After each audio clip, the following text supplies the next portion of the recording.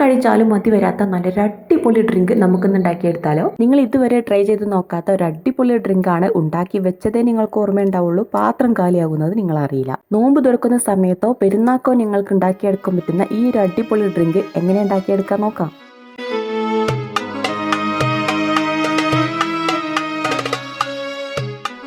അപ്പോൾ നല്ല മധുരമൂറുന്ന ഈ ഡ്രിങ്ക് ഉണ്ടാക്കിയെടുക്കാൻ വേണ്ടിയിട്ട് ഞാനിവിടെ 2 ക്യാരറ്റ് എടുത്തിട്ടുണ്ട്. വലിയ സൈസിലുള്ള ക്യാരറ്റാണ്. അതുപോലെ തന്നെ വലിയൊരു ബീട്രൂട്ടിൻ്റെ പകുതിയാണ് എടുത്തിട്ടുള്ളത്. പിന്നെ ഇതാ കുറച്ച് ചവ്വരി എടുത്തിട്ട് വെള്ളത്തിൽ കുതിർത്ത് വെച്ചിട്ടുണ്ട്. നമ്മുടെ മലപ്പുറം ഭാഷയിൽ പറയുകയാണെന്നുണ്ടെങ്കിൽ സാവുനരി. ഇനി ഞാനിതാ 2 ക്യാരറ്റും ഗ്രേറ്റ് ചെയ്തെടുത്തിട്ടുണ്ട്. ഇനി ഇത് കുറച്ച് വെള്ളം ഒഴിച്ചിട്ട് വേവിച്ചിട്ടെടുക്കണം. വെള്ളത്തിൻ്റെ പകരമായിട്ട് നിങ്ങൾക്ക് വേണമെന്നുണ്ടെങ്കിൽ പാൽ ഒഴിച്ചു കൊടുക്കാം. ഞാൻ പിന്നെ അത്ര വലിയ റിച്ച് അല്ലാത്തതുകൊണ്ട് വെള്ളം ഒഴിച്ചു കൊടുത്തു എന്ന് മാത്രം. വേവിച്ചെടുക്കുന്ന സമയത്ത് 1/4 ടീസ്പൂൺ ഉപ്പും മധുരത്തിന് ആവശ്യമായിട്ടുള്ള പഞ്ചസാരയും ചേർത്ത് കൊടുക്കുന്നുണ്ട്. ഞാനിവിടെ 5 ടീസ്പൂൺ പഞ്ചസാരയാണ് ചേർത്ത് കൊടുത്തിട്ടുള്ളത്. ഇനി ഇത് നന്നായിട്ട് മിക്സ് ആക്കിയിട്ട് ഒരു 5 മിനിറ്റ് നേരം മൂടി വെച്ചിട്ട് വേവിച്ചിട്ടെടുക്കുക. ഗ്രേറ്റ് ചെയ്തെടുത്ത ഉടനെ പെട്ടെന്ന് തന്നെ വെന്ത് കിട്ടും. ഈ രീതിയിൽ ചെയ്യുമ്പോൾ നമുക്ക് കുറച്ച് പണിയുള്ളതായിട്ട് തോന്നും. അപ്പോൾ കുറച്ചും കൂടി പണി എളുപ്പമാക്കാൻ വേണ്ടിയിട്ട് ബീട്രൂട്ടിന്റെ രീതി ഞാൻ വേറെ രീതിയിലാണ് ചെയ്തെടുക്കുന്നത്. ഇത് ക്യാരറ്റ് വെന്ത് കഴിഞ്ഞതിന് ശേഷം ഞാനത് മിക്സിയുടെ ജാറിലിട്ടിട്ട് ഒന്ന് അടിച്ചെടുത്തിട്ടുണ്ട്. അടിച്ചെടുത്തിട്ടുള്ള ക്യാരറ്റ് ചൂടായ ഫ്രൈ പാനിലേക്ക് തന്നെ ഒഴിച്ചു കൊടുത്തിട്ട് ഞാൻ ഇതാ ഒന്ന് ഇളക്കി കൊടുക്കുന്നുണ്ട് കേട്ടോ.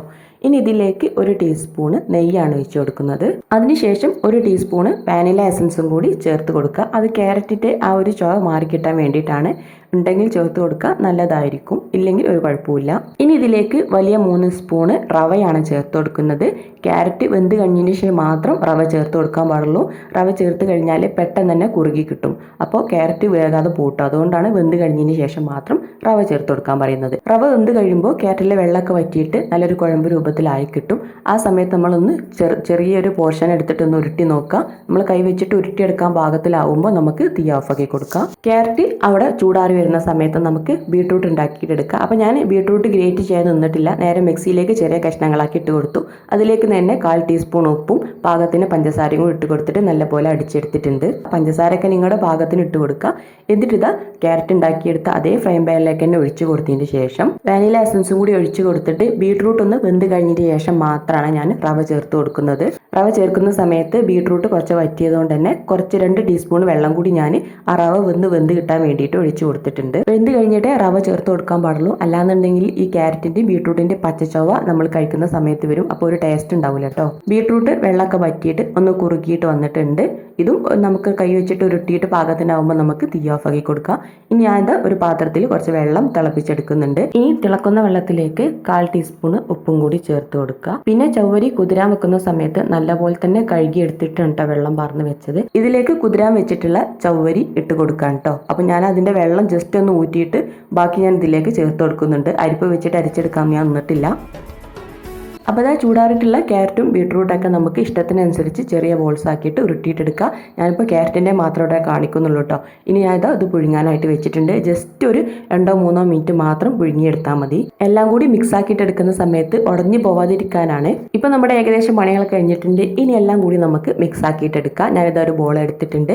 ബോളിലേക്ക് ആദ്യം തന്നെ നമ്മുടെ ചവ്വരിയാണ് ഇട്ട് കൊടുക്കുന്നത്. ചവ്വരി വേവിച്ചിട്ട് എടുത്തിട്ടുള്ള വെള്ളത്തോട് കൂടി തന്നെയാണ് ഒഴിച്ചു കൊടുക്കുന്നത്. പിന്നെ ചൂടാറി കഴിഞ്ഞതിന് ശേഷം മാത്രം നമ്മൾ മിക്സ് ആക്കിയിട്ട് എടുക്കാൻ പാടുള്ളൂ. ഇനി ഇതിലേക്ക് നല്ല തണുത്ത പാല് ഒഴിച്ചു കൊടുക്കാം കേട്ടോ. അപ്പൊ ഞാൻ ചവ്വരിയുടെ കൂടെ പാല് വേവിക്കാത്ത കാരണം അത് ചൂടായി പോകുന്ന വിചാരിച്ചിട്ട് ഇത് തണുപ്പിച്ച് കഴിക്കുമ്പോഴാണ് കേട്ടോ നല്ല ടേസ്റ്റ് ഉണ്ടാവുന്നത്. നോമ്പ് തുറക്കുന്ന സമയത്ത് ഉണ്ടാക്കിയിട്ടെടുത്താണ്. പെട്ടെന്ന് തന്നെ ഉണ്ടാക്കിയെടുത്തോണ്ട് നമുക്ക് പാല് തിളപ്പിച്ചതിന് ശേഷം പിന്നെ തണുപ്പിക്കാൻ ടൈം ഉണ്ടാവില്ല എന്ന് വിചാരിച്ചിട്ടാണ് ഞാൻ തിളപ്പിക്കാത്തത്. പാല് തിളപ്പിച്ചിട്ട് ഉപയോഗിക്കാൻ ആഗ്രഹമുള്ള ആൾക്കാർക്ക് ചവ്വരിന്റെ കൂടെ പാല് ഒഴിച്ച് തിളപ്പിച്ചിട്ടെടുക്കുക. എന്നിട്ട് തണുപ്പിച്ചെടുത്താലും മതി. ഞാൻ ഇതിലേക്ക് മധുരത്തിന് ആവശ്യമായിട്ടുള്ള കുറച്ച് പഞ്ചസാരയും കൂടി ചേർത്ത് കൊടുക്കുന്നുണ്ട്. പഞ്ചസാര ഇങ്ങനെ കോരിയിടുന്നത് കാണുമ്പോൾ നിങ്ങൾ വിചാരിച്ചിട്ടുണ്ടാവും കൂടുതൽ പഞ്ചസാര ചേർത്തു എന്നുള്ളത്. ശരിക്കും എൻ്റെ പഞ്ചസാരൻ്റെ ടീസ്പൂൺ ചെറിയൊരു ടീസ്പൂണാണ് കേട്ടോ. കൂടെ തന്നെ മിൽക്ക് മെയ്ഡിന്റെ ഒരു ചെറിയ ടിന്നും കൂടി ചേർത്ത് കൊടുക്കുന്നുണ്ട് കേട്ടോ, ഒരു ടേസ്റ്റിന് വേണ്ടിയിട്ട്. മിൽക്ക് മെയ്ഡും കൂടി ചേർത്ത് കൊടുക്കുമ്പോഴാണ് നല്ലൊരു ടേസ്റ്റ് ഇതിന് ഉണ്ടാവുന്നത്. ഇത് ഉണ്ടാക്കുമ്പോൾ പഞ്ചസാര നിങ്ങൾ ഒഴിവാക്കിയാലും മിൽക്ക് മെയ്ഡ് നിങ്ങൾ ഒഴിവാക്കരുത് കേട്ടോ. ഇനി ഇതാ പുഴുങ്ങി വെച്ചിട്ടുള്ള ക്യാരറ്റിന്റെയും ബീട്രൂട്ടിന്റെ ബോൾസ് ഞാൻ ഇതിലേക്ക് ഇട്ട് കൊടുക്കുന്നുണ്ട്.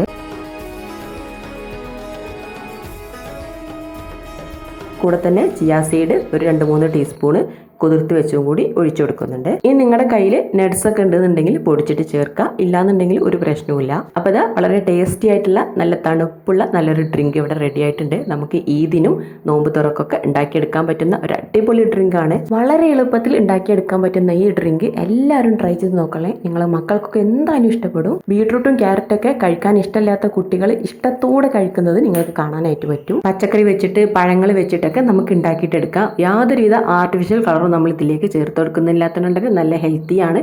കുട്ടികൾക്കൊക്കെ ധൈര്യമായിട്ട് ഉണ്ടാക്കി കൊടുക്കാനായിട്ട് പറ്റും. ഉണ്ടാക്കി കൊടുക്കുന്ന സമയത്ത് കുറച്ച് മധുരം കുറച്ചാൽ കുറച്ചും കൂടി നന്നാവും. പിന്നെ ഇത് തണുപ്പിച്ചിട്ട് കഴിക്കുന്ന സമയത്താണ് കേട്ടോ നല്ലൊരു ടേസ്റ്റ്. നോമ്പ് തുറക്കായാലും പെരുന്നാക്കായാലും വിരുന്നുകാരെ നെട്ടിക്കാൻ പറ്റിയ കിടിലം വെറൈറ്റി ആയിട്ടാണ്. തീർച്ചയായിട്ടും എല്ലാവരും ഉണ്ടാക്കി നോക്കുക. നിങ്ങൾക്ക് എല്ലാവർക്കും ഇഷ്ടപ്പെടും. ഉണ്ടാക്കി നോക്കിയിട്ട് നിങ്ങളുടെ ഫീഡ്ബാക്ക് കമന്റ് ആയിട്ട് അറിയിക്കാൻ മറക്കരുത്. അപ്പോൾ നല്ലൊരു വീഡിയോ ആയിട്ട് വീണ്ടും കാണാം ഇൻഷാ അല്ലാഹ്.